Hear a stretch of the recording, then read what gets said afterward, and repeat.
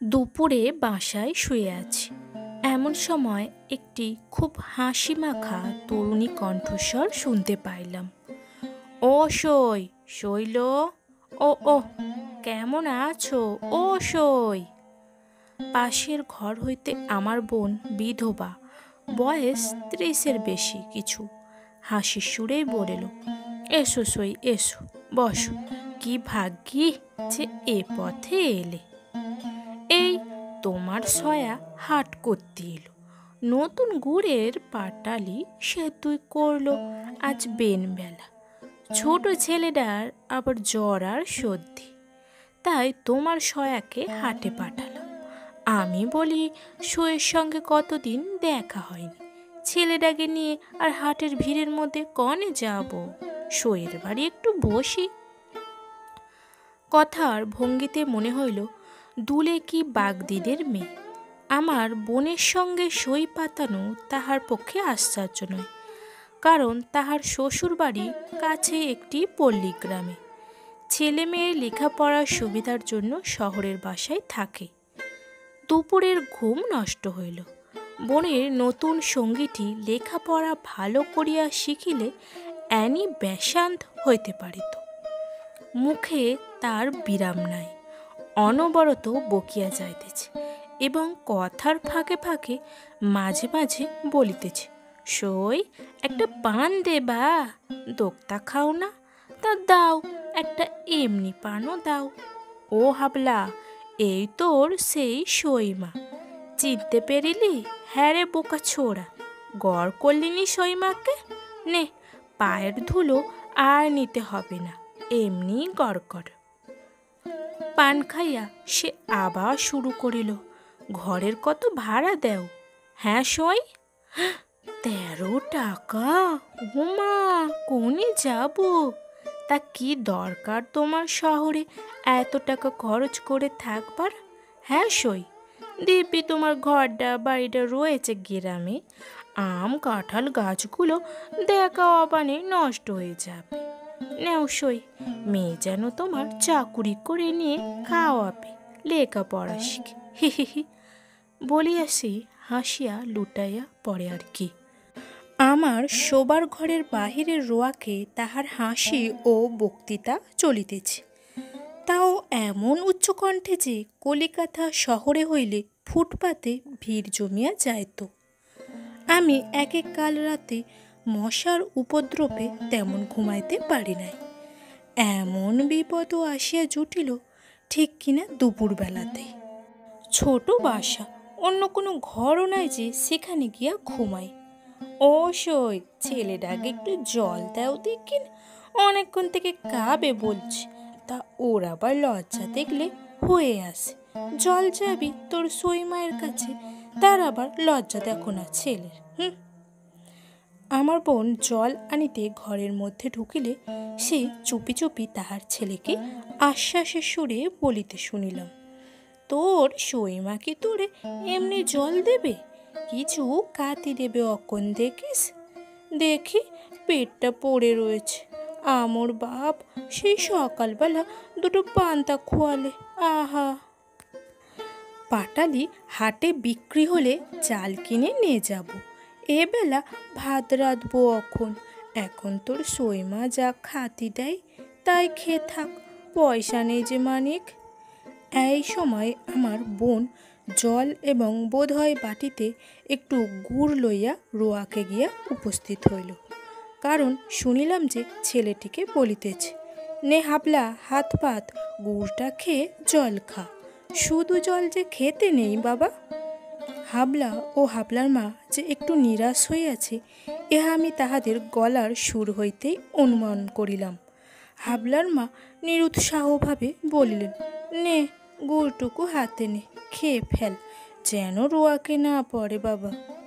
ঠিক দুপুরের পরই সময়, এখন যে কিছু খাইতে দেয়া প্রয়োজন এ কথা আমার বোনের মাথায় আসে নাই, বুঝিলাম।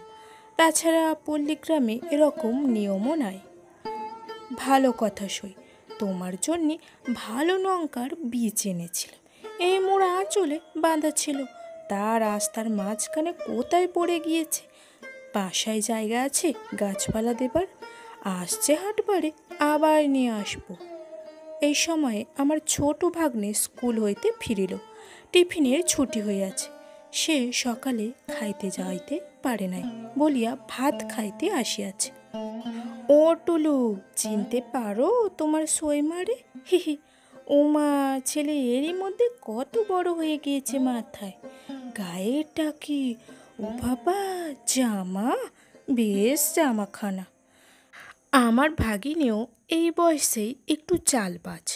গ্রাম হইতে আগত এই সইমাকে দেখিয়া সে যে খুব খুশি হইয়াছে এমন কোনো লক্ষণ তাহার ব্যবহারে প্রকাশ পাইল না। তাহার সইমা বলিল, বেশ জামাটা টুলুর গায়ে। টুলুর আর কোনো ছেঁড়া কাটা জামা টামা নেই? হ্যাঁ সই, ছেলেটা এই শীতে আদুর গায়ে থাকে। তোমার সয়া এবার অসুখে পড়ে গাছ কাটতে পারেনি। মোটে 10টা গাছে যার অসয়, তাই জাল দিয়ে সের আড়াই পাটালি হয়। হাটরা হাটে পাটালির দর নেই, তার উপর 6 পয়সা 8 পয়সা সের।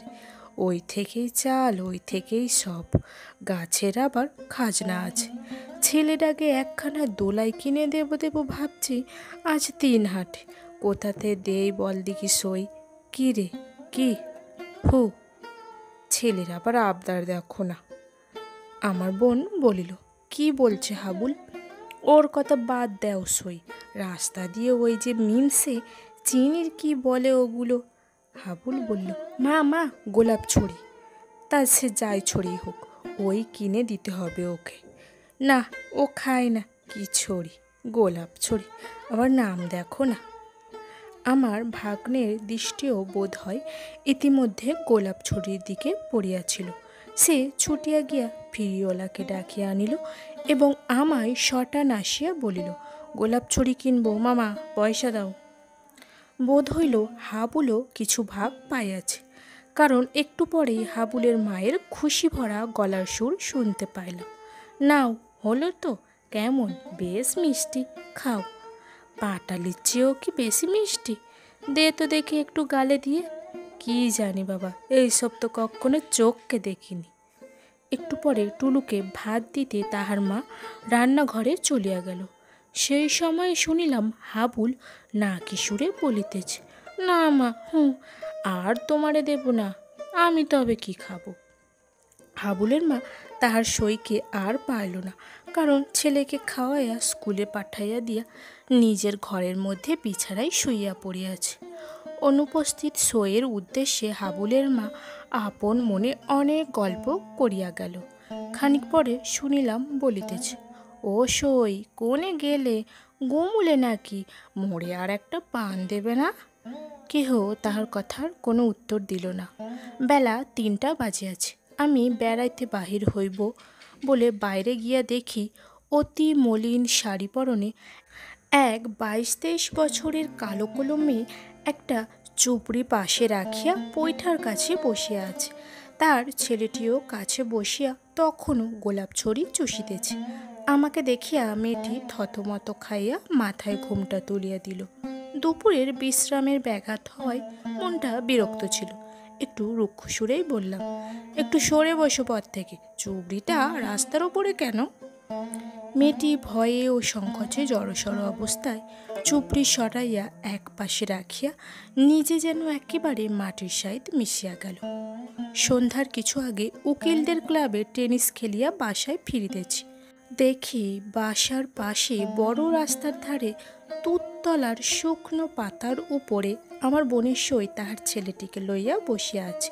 পাশে সেই চুবড়িও একটা ছোট ময়লা কাপড়। সন্ধ্যা হইবার দেরি নাই। তুত গাছের মগডালেও আর রোদ দেখা যায় না। হাবুলের বাপ এখনো পাটালি বিক্রি করিয়া হাট হইতে ফিরে নাই। মেয়েটি যেন কেমন ভরসাহারা নিরাশ মুখে বসিয়া আছে।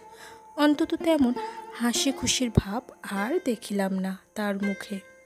তাহলে গল্পটি এখানেই শেষ হলো। গল্পটি ভালো লাগলে চ্যানেলটিকে সাবস্ক্রাইব করে পাশে থাকবেন। ধন্যবাদ।